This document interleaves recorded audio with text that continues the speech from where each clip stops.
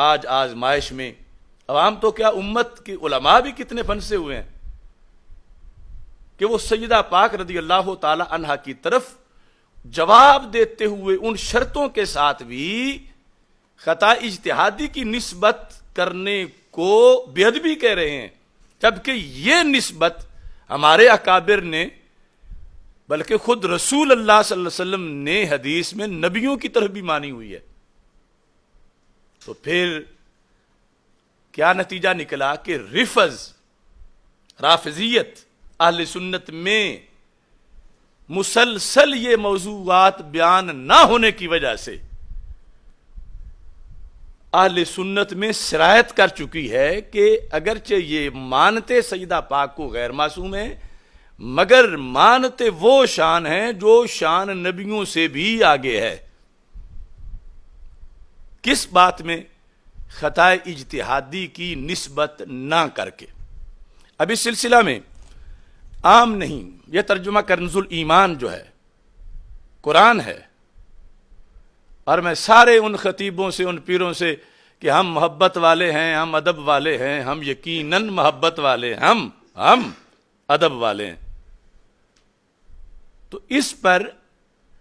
حاشیہ جو ہے تفسیری حاشیہ خزائن العرفان، وہ حضرت قبلہ سید محمد نعیم الدین مراد آبادی کا ہے، ایک سید ذات کا تفسیری حاشیہ، عام رسالہ نہیں، قرآن کی تفسیر۔ اس میں جو قرآن مجید برہان رشید کی سورہ بقرہ کی آیت نمبر 35 ہے، وَلَا تَقْرَبَا هَٰذِهِ الشَّجَرَةَ فَتَكُونَا مِنَ الظَّالِمِينَ، اس یا تفسیری حاشیہ میں حضرت سید نعیم الدین مراد آبادی رحمہ اللہ تعالی کیا لکھتے ہیں؟ تفسیری حاشیہ جو اس چھاپے کے مطابق بقیہ میں لکھا ہے 1095 صفحہ پر، یہ تفسیری حاشیہ کیا لکھا ہے؟ اس میں لکھتے ہیں کہ حضرت آدم علیہ السلام کو خیال ہوا کہ لا تقربا کی نہی تنزیہی ہے، تحریمی نہیں، کہ اللہ تعالیٰ نے جو روکا ہے کہ قریب نہ جاؤ، تو یہ نہی تحریمی نہیں، تنزیہی ہے۔ اب یہ ہماری غلطی ہے نا کہ قرآن کا جو مطلب ہے وہ ہم لفظ بولیں گے تو آگے کوئی گئے، عوام کو کیا پتا ہے ان چیزوں کا؟ تو عوام کو پتا ہونا چاہیے نا کہ مکروہ تحریمی کیا ہوتا ہے، مکروہ تنزیہی کیا ہوتا ہے۔ تو ظاہر ہے کہ جو چیز نبوت کی طرف منسوب ہو سکتی ہے تو نبوت کے نیچے وہ منسوب کریں گے تو توہین نہیں ہوگی، بلکہ اس کا مشروع طریقے سے اگر نچلے طبقے کے لیے جائز نہیں سمجھیں گے تو پھر عملاً روافض والا عقیدہ نظر آئے گا کہ یہ تو اس طبقے کی شان نبیوں سے زیادہ مانتے ہیں، کہ نبیوں کی طرف نسبت جائز سمجھتے ہیں اور سیدہ کی طرف نسبت جائز نہیں سمجھ رہے۔ اب یہ جملہ دیکھو، یہ تمام سادات کرام،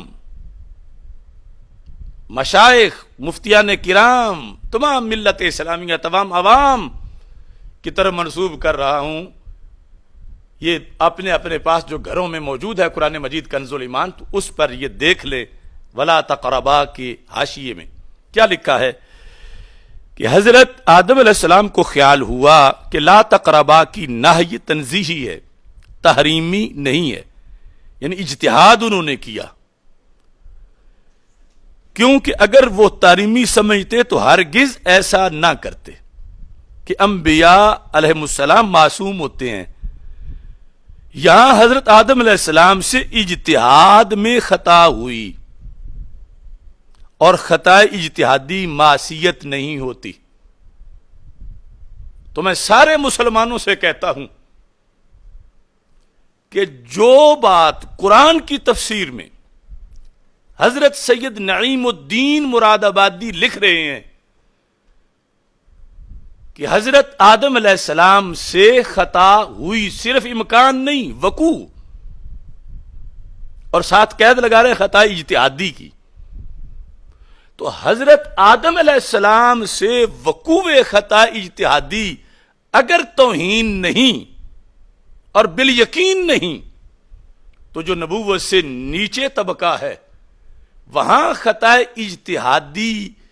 کا امکان یا امکان بمعنی وقوع اور وہ بلکہ ایک اجر و ثواب ہے، اس کو توہین کیوں کہا جا رہا ہے؟ اور اگر کہا جا رہا ہے تو روافض کے نظریے پہ کہا جا رہا ہے، کیونکہ روافض جو ہیں وہ معصومیت کو نبوت سے بھی آگے مانتے ہیں، اور ان کا نظریہ ہے کہ سیدہ خطا اجتہادی بھی نہیں کر سکتی، اور اگر سنی نبی کی تو خطا اجتہادی کا وقوع بھی مانے اور سیدہ پاک کی خطا اجتہادی کا امکان بھی نہ مانے، تو پھر کیا ثابت ہوا کہ یہ ٹولہ جو ہے غیر محسوس طریقے سے روافض کے نظریے پر ہے۔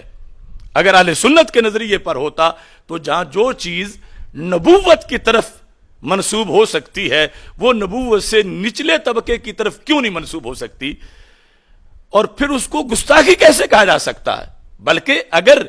نفی کی جائے گی تو پھر گستاخی بنے گی۔ کس طرح نفی کی جائے گی کہ امکان ہی نہیں، تو پھر یہ ہوگا کہ نبوت کی توہین ہو رہی ہے کہ نبوت میں تو یہ لوگ امکان مانتے ہیں،